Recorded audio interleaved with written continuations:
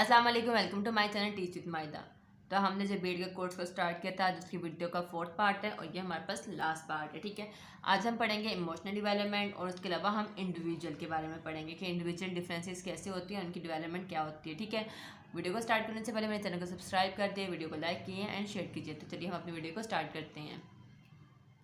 अच्छा, emotional development भी आपको नेम से पता चल रहा होगा, जैसे सोशल डेवलपमेंट था, इंटेलेक्चुअल डेवलपमेंट था, फिजिकल डेवलपमेंट है। ठीक है ना। अब इसी तरह इमोशनल डेवलपमेंट भी आपको नेम से पता चल रहा है कि इमोशंस की डेवलपमेंट। ठीक है, अब इमोशंस क्या होते हैं? कहते हैं emotional development is a complex task. ये कहते हैं एक कॉम्प्लेक्स टास्क है that begin in infancy and continue in the adulthood. मतलब कि बचपन से लेकर बड़े होने तक जो है इसकी डेवलपमेंट होती रहती है। अब ये नहीं कि इसकी आप स्टॉप हो जाए, मतलब आपने जितना जब तक बढ़ते रहेंगे अपने बड़े होते तक, मतलब एंड तक इसकी डेवलपमेंट क्या होती रहती है। वो कहते हैं द फर्स्ट, अब वो कहते हैं the first emotion that can recognise in baby. बच्चे के अंदर जब पहला इमोशन जो आएगा वो आप कैसे रिकॉग्नाइज करेंगे? वो पहला इमोशन क्या होगा? या हो सकता है जॉय, हो सकता है एंगर हो सकता है। ठीक है ना, मतलब कि एंगर आ जाएगा, उसके बाद सैडनेस आ जाएगा या फेयर आ जाएगा। जब बच्चा जब पहला इमोशन सीखेगा वो खुशी, गम, खौफ ज़्यादा होना या सैडनेस है वो सीखेगा। नेक्स्ट वो कह रहे हैं कि as children senses of self develop more complex emotion, कि जो बच्चे जो हैं जो खुद से जो इमोशंस को डेवलप करते हैं वो ज़्यादा जो होते हैं वो कॉम्प्लेक्स होते हैं। वो कौन कौन से इमोशन है? अब वो शाइनेस होती है कि शर्माना होना, या सरप्राइज होता है ना, शौक लग जाना, या शेम शर्मिंदा होना, गिल्ट करना, कि मतलब गिल्ट करना भी शर्मिंदा की साइंस में आ जाता है। ठीक है, एम्बेरस होना, मतलब ये जो सारी इमोशंस हैं ये बच्चा जो है खुद क्रिएट करता है। और जो खुशी, गम है ये मतलब एक नेचर बेस है। ठीक है, और ये जो दूसरी इमोशन है बच्चा जो है वो खुद क्रिएट करता है, और ये कहते हैं ये ज़्यादा जो होती हैं वो कॉम्प्लेक्स होती हैं। ठीक है, नेक्स्ट वो कह रहे हैं कि school age children and young people are still learning to identify emotion. Even के स्कूल एक पीपल, हम बेशक बच्चा स्कूल जा रहा है या लोग जो हैं, मतलब पीपल जो हैं, जो यंग पीपल हैं, वो हमेशा क्या होते हैं? लर्निंग करते हैं टू आइडेंटिफाई, अपने इमोशन को आइडेंटिफाई करना, उनको पहचानना जो है वो सीखते रहते हैं। वाई दे हैपन, कि मतलब अगर मैं खुश हुआ तो क्यों खुश हुआ, अगर मैं सैड हूँ तो क्यों हुआ। तो मतलब उसके पीछे इमोशंस के पीछे को उसको समझना कि ये क्यों हुआ है, क्यों हैपन हुआ है, वो अभी तक क्या है वो सीख रहे हैं। And how to manage them appropriately, कि उसको हम कैसे प्रॉपरली अप्रोप्रिएट क्या कर सकें। मैं अगर हम गुस्सा हो रहे हैं तो हम ज़्यादा ना कहीं हो जाए, तो हमें उसको सब चीज़ों को मैनेज करना भी हम सीखते रहते हैं। अब नेक्स्ट हमारे पास वो कह रहे हैं कि emotional expression include several component. मतलब जो हमारी इमोशंस के एक्सप्रेशन है उसके अलावा जो हमारे जिस्म पर, मतलब जो हमारे सेवरल कंपोनेंट्स हैं उस पर भी क्या फिजिकली असरात हो सकते हैं। पहला वो कह रहे हैं कि physical response like heart rate, मतलब हमारे दिल की धड़कन का बढ़ जाना, या ब्रीथिंग, सांस का बढ़ जाना, कम हो जाना, हमारे इमोशंस पे बेस करता है। ठीक है ना, या हमारे हार्मोन्स के लेवल का इंक्रीज या लो हो जाना, ये भी हमारे इमोशन पे बेस करता है। गुस्से में हमारी बढ़ जाती हैं चीज़ें ना, मतलब हमारी हार्ट रेट बढ़ जाना, हमारा सांस का फूल जाना, अगर हम भाग रहे हैं तो वो एक सांस का फूल जाना, तो ये हमारे क्या इमोशंस की वजह से हमारी जो है वो चीज़ें जो है वो चेंज हो रही हैं। अच्छा, अब इसमें सेकंड पॉइंट वो ये कह रहे हैं कि बिहेवियर डिस्प्ले, कि जो हमारा बिहेवियर है वो डिस्प्ले करते हैं हमारे इमोशंस को, कि हम अपने बिहेवियर से भी शो करवा सकते हैं कि अब हम खुश हैं या हम सैड हैं या हम गुस्से में हैं। ठीक है ना, तो हम थ्रू बिहेवियर भी अपने इमोशंस को शो करवा सकते हैं। थर्ड पॉइंट कह रहे हैं कि feeling that children and young people recognise, ऐसी फीलिंग जो बच्चे और बड़े जो है रिकॉग्नाइज करते हैं और उसको नेम करते हैं।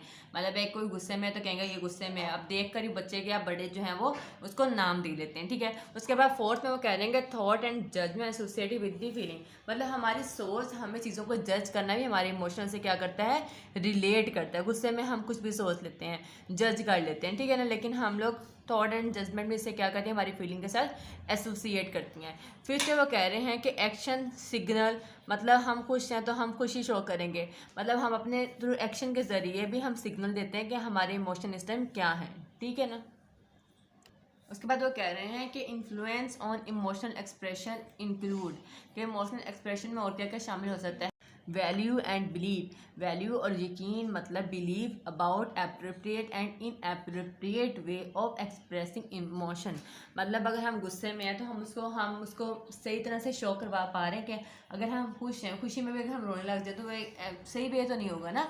तो इन अप्रोप्रिएट, तो अपने इमोशंस को सही या गलत तरीके से भी शो करवाना भी एक हमारे पास एक उसकी वैल्यू या बिलीव है, मतलब उसको हम सही तरीके से हमें शो करवाना जो है वो हमें सीखना चाहिए। ठीक है ना, उसके बाद कहते हैं लर्न फ्रॉम फैमिलीज एंड, मतलब हम ये चीज़ें अपनी फैमिलीज या एजुकेटर से जो है वो सीखते हैं।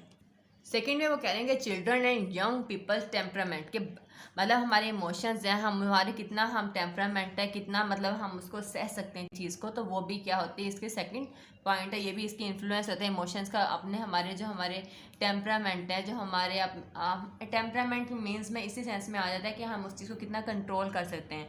तो इमोशन का इस पर भी बड़ा हमारे कंट्रोल पे भी बड़ा असरात होता है, ठीक है ना। उसके बाद वो कहते हैं कि emotional behaviour that children and young have learn through observation और एक्सपीरियंस, कि हम जो ऐसे इमोशनल बिहेवियर जो बच्चे जो एक्सपीरियंस से या ऑब्जर्वेशन से, बड़ों से या किसी से भी जो सीखता है, ठीक है ना। इमोशनल बिहेवियर हम कहाँ सीख सकते हैं, हम एक्सपीरियंस के जरिए भी सकते हैं और ऑब्जर्व करके लोगों को तब भी सीख सकते हैं कि ऐसा सीन आया तो लोगों ने ऐसे रिएक्ट किया तो हमें भी ऐसे रिएक्ट करना चाहिए, ठीक है ना।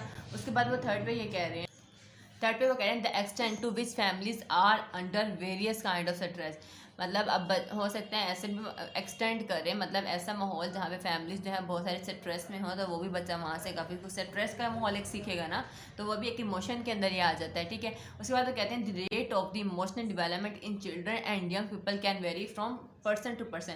अच्छा, अब ये इमोशनल डेवलपमेंट ये नहीं कि आप छोटे हैं तो ही सीख रहे हैं, आपने with the passage of time, जैसे जब की एज बढ़ती जाएगी, जैसे जब यंग हो जाएंगे, आपने ये हर एज में सीखते रहना है। ये मतलब पहले वो छोटी सी बातें सीखेंगे, फिर आप बड़े बड़े जो फैसले करना, उसमें इमोशनली कैसे हमने बिहेव करना, वो चीज़ें जो है वो सीखेंगे, तो ये लेवल जो है आहिस्ता आहिस्ता हाई होता जाएगा, ठीक है।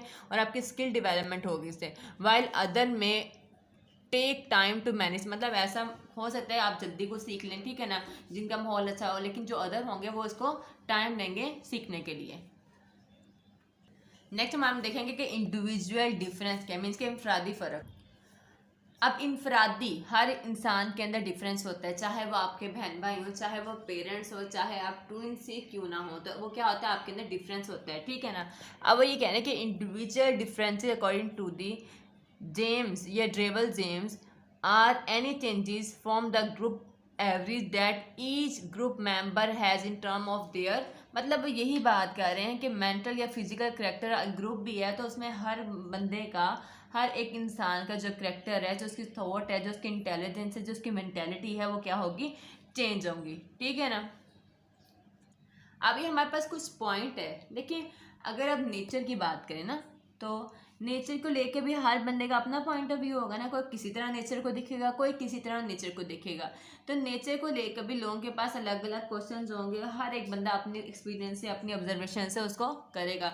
इसी तरह नर्चर, जो हम खुद से माहौल को क्रिएट करते हैं, ठीक है ना, अब जिसकी जितनी सोच होगी वो उस तरह से उस माहौल को क्रिएट करेगा, वो उसमें रहेगा, उसको पता है, मतलब एक इंसान कहेगा कि इस चीज़ को ऐसे रखना है, दूसरा कहेगा नहीं इस चीज़ को ऐसे रखना है। अब जो इंसान जिस तरह से कहेगा उसके लिए तो वही चीज़ बेहतर है ना, वो कहेगा ये ज़्यादा बेहतर है, दूसरा तो सही नहीं कह रहा, तो ये इंडिविजुअल डिफरेंस आ गया ना। तो इसी तरह नेचर और नर्चर में भी इंडिविजुअल डिफरेंस है। इसके अलावा हमारी पर्सनैलिटी देखें, कोई बहुत अच्छी पर्सनैलिटी वाला होता है, कोई बस मीडियम होता है, कोई सिंपल रहना पसंद करता है, कोई बहुत सारा बनाओ श्रृंगार पसंद करता है, तो हर इंडिविजुअल का पर्सनैलिटी डिफरेंस भी होता है, मीन्स के उनका एक इंडिविजुअल डिफरेंस भी होता है इन पर्सनैलिटी के अंदर। इसी तरह अगर हम थॉट्स की बात करें, तो सोचें भी तो हर इंसान की बदलती है ना, कोई कहेगा ऐसे काम करो, दूसरा कहेगा नहीं ऐसे काम करो, ये सोच कैसे बदलती है। देखिए अब हम एक्सपीरियंस करके चीज़ें, अब एक इंसान के साथ कोई एक्सपीरियंस हुआ है, एक ही चीज़ को लेकर एक्सपीरियंस हुआ और तरह से, दूसरे इंसान के पास उसी चीज़ को लेकर एक्सपीरियंस हुआ और तरह से, उसने अपना एक्सपीरियंस बताना है, दूसरे ने अपना एक्सपीरियंस बताना है, ठीक है,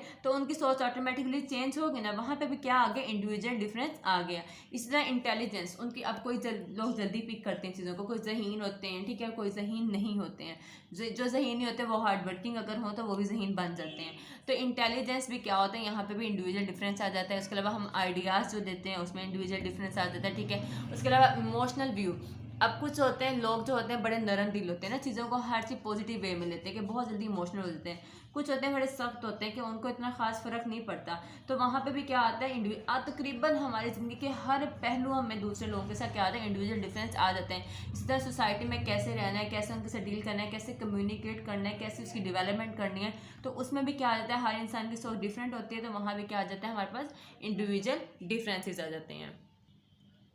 अगर आपको मेरी वीडियो अच्छी लगी तो चैनल को सब्सक्राइब कीजिए, वीडियो को लाइक कीजिए एंड शेयर कीजिए। शुक्रिया, अल्लाह हाफिज़।